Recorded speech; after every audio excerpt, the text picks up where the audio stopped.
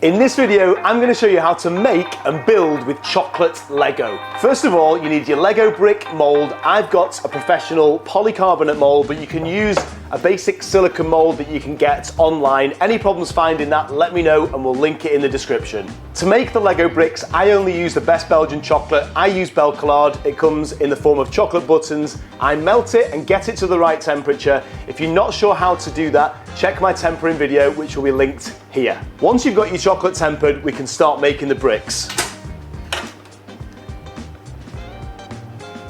I'm using Belcolade chocolate, pouring it into the mold. Once that is completely full, you're going to need to use a scraper to scrape the excess back into the bowl. If you haven't got a scraper, a bit like a decorator scraper, you can use the back of a knife, but if you are using a sharp object, just remember to have adult supervision. Are you ready? After 3, 1, 2, 3, scrape.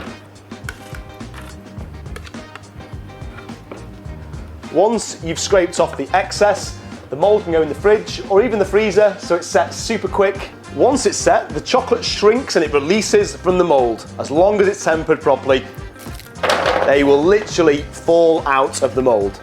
Once you've made your chocolate Lego bricks, you can grab yourself some chocolate buttons, some edible eyes, and build whatever you want, whether it's a chocolate robot, a dinosaur, an alien, a car, or whatever you want. For the next step, you will need some tempered chocolate to use it as chocolate glue so you can glue the bricks together. You'll also need a piping bag or a plastic bag of any kind. Spoon in some tempered chocolate. Fold the bag back to the top. I often like to tie it in a knot at the other end so it can't escape. And then I'm going to cut a little hole in the corner of the bag so I can stick the bricks together. Make sure you're generous with the chocolate glue. If you have any left over once you've finished, you can eat it. Chocolate buttons are really good as wheels, obviously, and maybe even as a steering wheel. I love these little edible eyes, by the way, because they just bring things to life.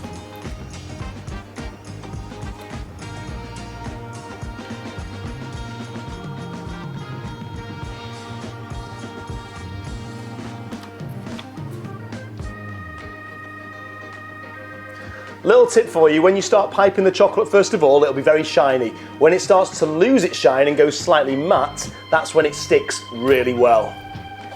As long as the chocolate is tempered, it should start to set straight away, depending of course on the temperature of the room. If it's quite warm where you are, you might need to stick your creation in the fridge for a minute and let it set in between sticking the bricks.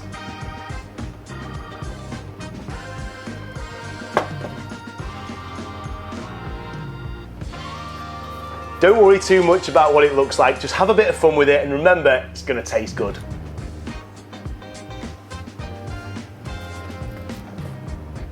You can also use the chocolate glue to pipe extra detail on it if you want. Chocolate buttons will also make nice big eyes as well, if you're going to make a scary chocolate monster.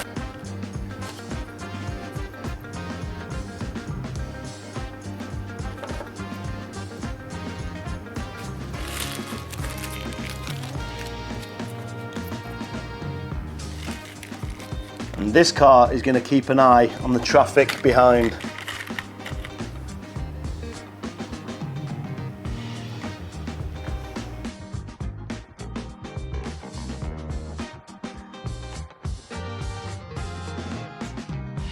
Guys, give it a try. Let me know if you do in the comments, and also get some pictures and tag me in them on Instagram.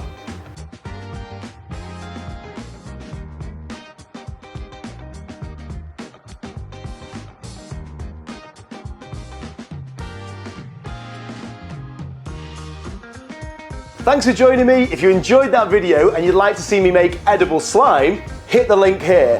Until next time, peace, love, choc and roll.